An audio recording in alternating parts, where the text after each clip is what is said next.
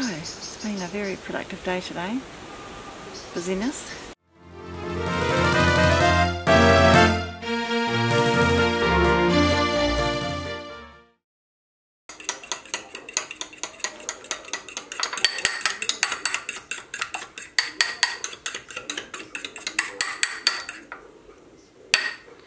Okay, so we've got the cake mix in here, and we've got 2 tablespoons of butter in here. Oh yeah!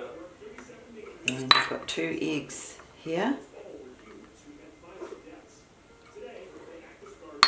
And we've got 2/3 of a cup of milk in here. Right here. Oh, right here.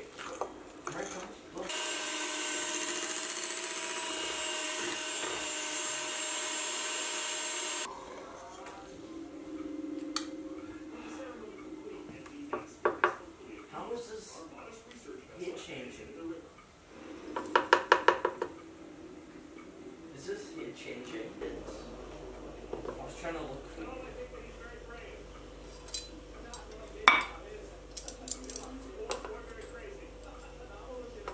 I just want to try to find you. How much do you know?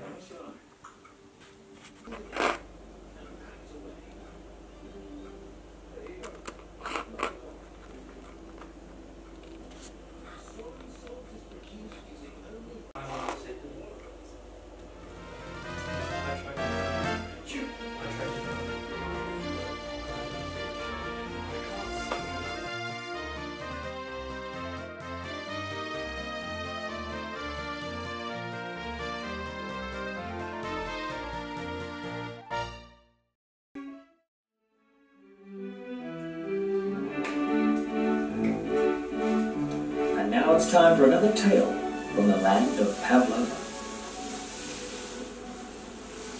Jack and the Magic Beans. Once upon a time in the land of Pavlova, there was a lively young boy called Jack. He stayed with his aunt in a bach near the shores of Lamington Bay. Jack's aunt didn't have much money, so they lived off the land and made do with what they could. They had no TV, so Jack would spend a lot of time outside and on the nearby beach. I need you to pop up to the dairy for me, Jack, and get some milk and today's bread. Take that cow of yours with you for some exercise. Don't spend the change. Queenie was a very intelligent cow and kept good company with Jack most days. So they set off down the road and along the beach to the dairy at Lamington Bay.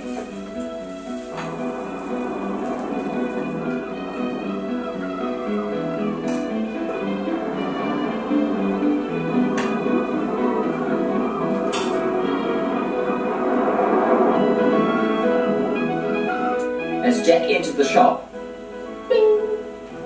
he recognized his old friend Benny from school and went over to catch up with him. He forgot about what his aunt had said and soon found himself trading his bread and milk money for some magic beans that Benny had. Magic bean?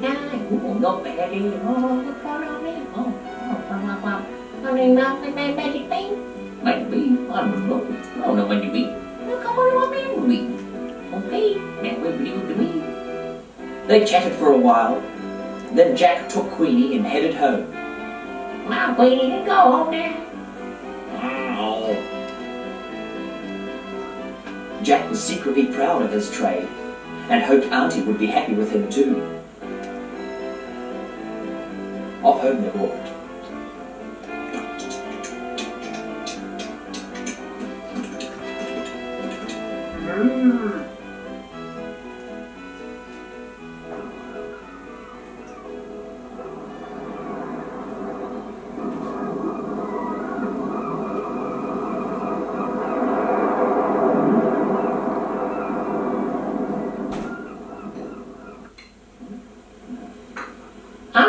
Auntie, you never guess what I've got. What have you got there, boy? She said. I traded my old friend Benny and he gave me these beans. Beans? Beans? What do you mean, magic beans? I never said they were magic. Oh, you silly boy. What about our milk and bread? Cried his aunt. She was beside herself. Look at me, I'm beside myself. That was a bad decision, Jack. Can't you see that? And she tossed the beans over into the grass. Ding, ding, ding. Go to your room and think about what you've done. So she sent him to his room without any tea. Hungry and tired, he lay in his bed thinking about meeting up with Benny again. And eventually, he fell into a deep sleep.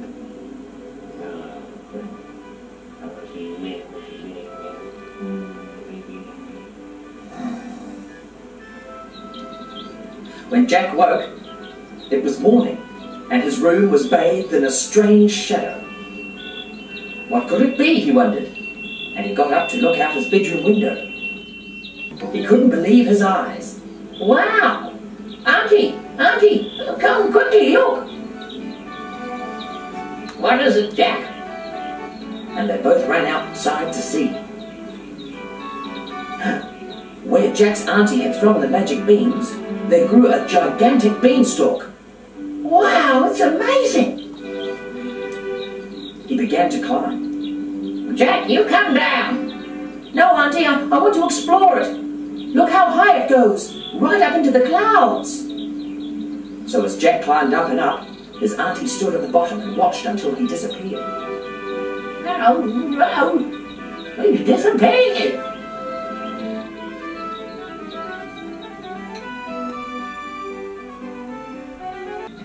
He was tired and hungry, and he pulled himself up to the top and climbed off onto the clouds. They seemed spongy yet firm. Off in the distance, he could see something glittering in the sunlight. What's that? He exclaimed, as he set off down the path towards it. As Jack got closer, he could see it was a giant castle. He walked right up to the doors, the giant doors, and slipped inside. Jack stood in amazement as he looked around the room. It was a giant's castle, full of giant furniture.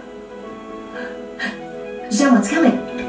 Jack clambers up a giant chair leg and onto an open cupboard for safety. What's that on the floor? He wondered. Oh, you're joking! That's me shoe! It must have slipped off in the panic. Me shoe! Just then, a giant woman with a kindly face entered the kitchen room and seemed to be preparing a meal. There she was, cleaning and tidying up. Carefully, and ever so quietly, Jack creeps out of the cupboard. And he heads down the table leg towards the shoe. A giant foot appeared dangerously close to Jack. What have we here? A little boy? I've heard of such people as you. Let me have a good look. Oh, my name's Jack, and I've climbed up the beanstalk from the land below. I mean no mischief. I have dropped my shoe. The old lady gives him his shoe and offers him a crumb of bread and some juice in a thimble.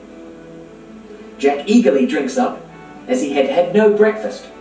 All of a sudden, a great stomping could be heard from a distance. Boom, boom, boom, boom. Jack gave a worried glance to the large woman. Quick! Hide in the cupboard! My husband's coming! Fee, fi, fo, fum. I smell the skin of an Englishman. Be he alive or be he sleep, I'll find his sort and take our keep. Wife, I smell a boy in the house. Rubbish, dear. Now sit down and eat your dinner. Jack peered from his hiding place. He was back in the cupboard, his eyes wide open with the scariness of the man-giant. Wife, bring me gold. I wish to count it. Jack watched as the giant began counting his gold coins. Was there anything more valuable than gold, he wondered? Jack wished he could have all the gold in the world, and that would surely solve all his problems. The giant slowly nodded off, and as he fell asleep, he began to snore.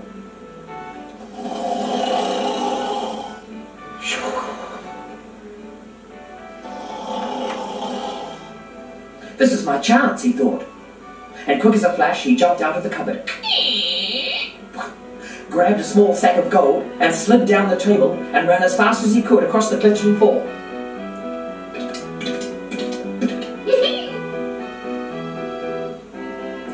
Thief! Stop! Come back! Jack kept running and running, and he ran right outside the open door. The giant man awoke from all the racket. Oh, quick! After him! He's stolen our gold! Jack ran as fast as his legs could carry him. Down the long winding path to the top of the beanstalk. He could see the giant heading towards him in the distance. He held on tight and slid down the long stalks.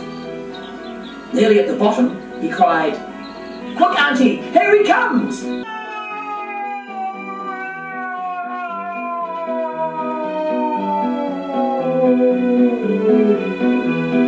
Yelled the giant in a mighty crash as he came tumbling down, crash to the ground. On his back and on his head. He lay still for a while. They thought he was dead. Then he sat up and looked at them. The bump on his head had wiped his memory. What the heck? What the? I'm sorry, my good folk. I seem to have landed in your garden. I'll be on my way. My wife's expecting me for dinner. And with that, the giant left for the hills to return home. Many months passed, and Jack and his auntie paid off many bills with the gold pieces Jack had brought home. They lived a very quiet life. Once again, in peace and contentment, Jack took up fishing in the weekends with his friend Benny. Hello, fishing Benny. And they spent many happy hours down at the rocks telling stories and laughing.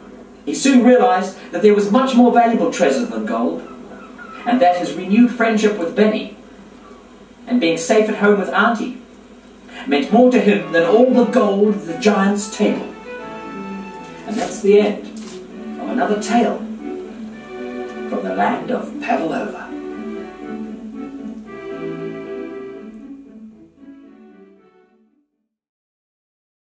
That's it for today. We've had a fun day. Hope you've enjoyed these activities, and look forward to seeing you tomorrow. So, chin up. Have a good day. See you tomorrow. Bye-bye. Bye.